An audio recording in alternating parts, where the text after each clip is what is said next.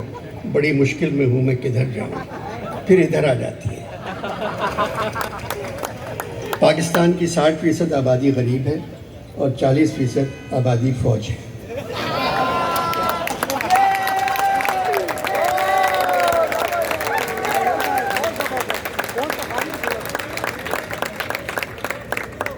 अमीरों का पाकिस्तान से कोई ताल्लुक नहीं। वो अपने बच्चों को मुसलमान करवाने भी लंदन भेजते हैं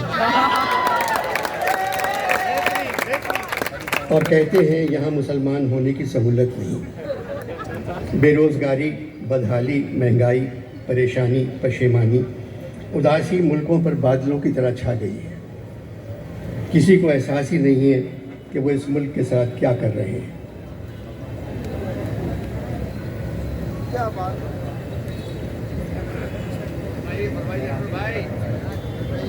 भाई फरमाइए। आप शाह साहब ताल्लुक एमक्यूएम से है, मैं कैसे पढ़ते रहूँ?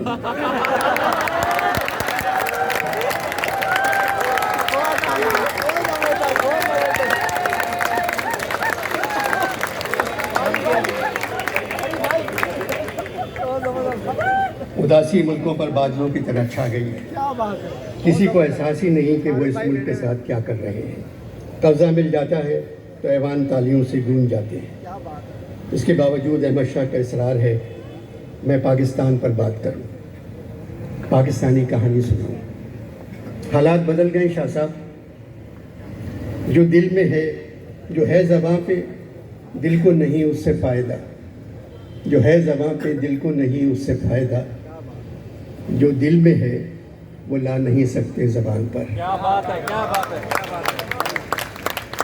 आपकी प्रेस कॉन्फ्रेंस में मैंने कहा था 83 बरस की उम्र में हमेशा मैंने कपड़े खुद अपनी मर्जी से उतारे हैं।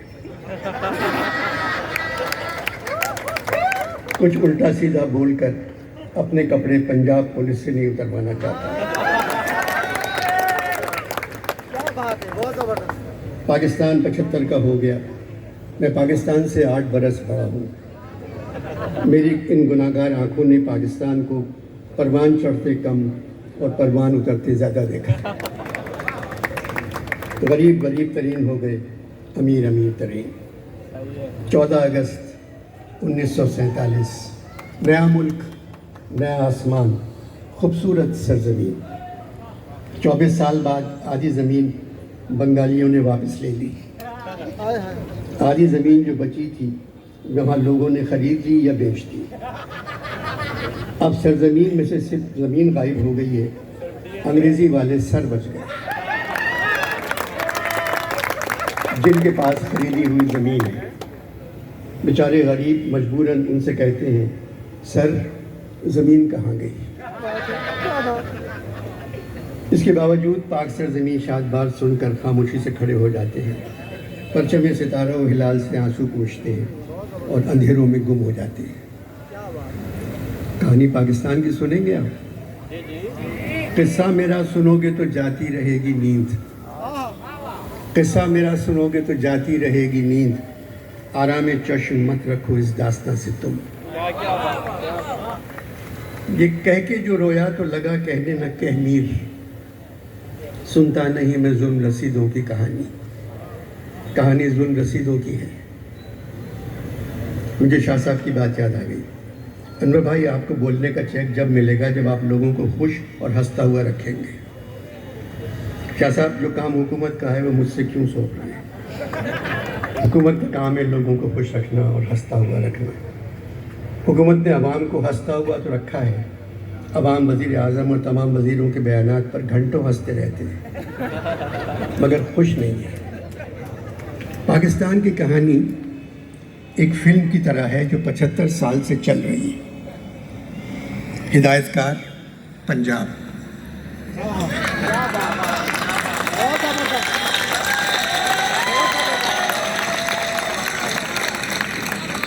हिदायतकार पंजाब। शूटिंग बलूचिस्तान में हुई है।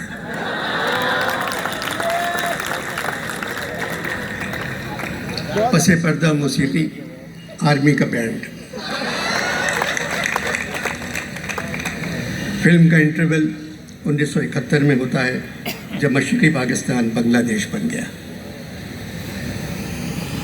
इंटरवल के बाद फिल्म एक मिली नगमे से शुरू होती है, ऐ वतन के सजीले जवानों। इसके बाद फिल्म का हीरो जो सिंधी है एक बढ़ई के पास जाता है और उससे कहता है एक ऐसा तख्ता चाहिए जिसको उल्टा न जाए।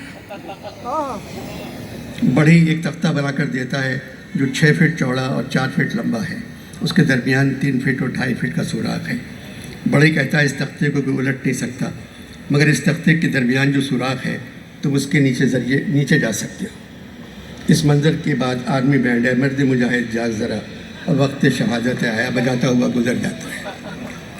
फिल्म के आखिरी मंजर में एक आदमी अमेरिका से पैसे मांग रहा है, चीन से पैसे मांग रहा है, बरतानिया से पैसे मांग रहा है, सऊदीया से पैसे मांग रहा है, यूएई से पैसे मांग रहा है और कह रहा है अगर तुर्की से कर्जा मिल गया तो कसम खुदा की आप सबके पैसे हम वापस कर देंगे।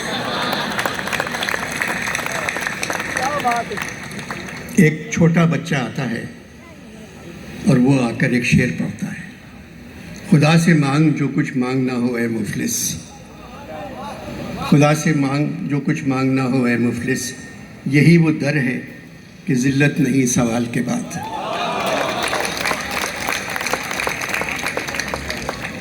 वो आदमी बच्चे से कहता है अल्लाह मियाँ डॉलर कैसे भेज सकते हैं? बच्चा कहता है पिछले सैलाब से बड़ा सैलाब तो भेज सकते हैं।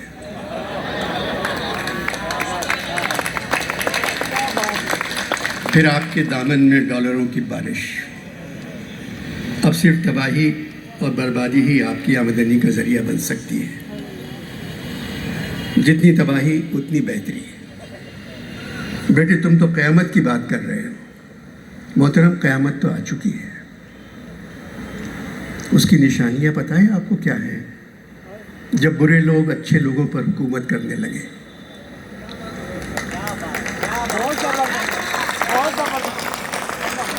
जब झूठ सच को मार दे, जब अदालतें किसी और इदारे से फैसला आने का इंतज़ार करने लगे,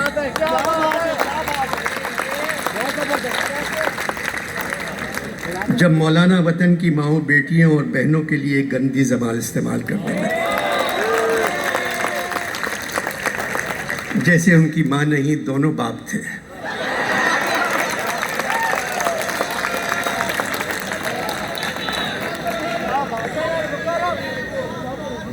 तुम्हें कैसे मालूम बुरे लोग अच्छे लोगों पर हुकूमत कर रहे हैं? मैं आज की बात नहीं कर रहा हूँ, 75 वर्षों की बात कर रहा हूँ। सिर्फ बच्चों की तालीम पे ध्यान दें। एक यूनिवर्सिटी के बजाय 100 स्कूल खोल दें।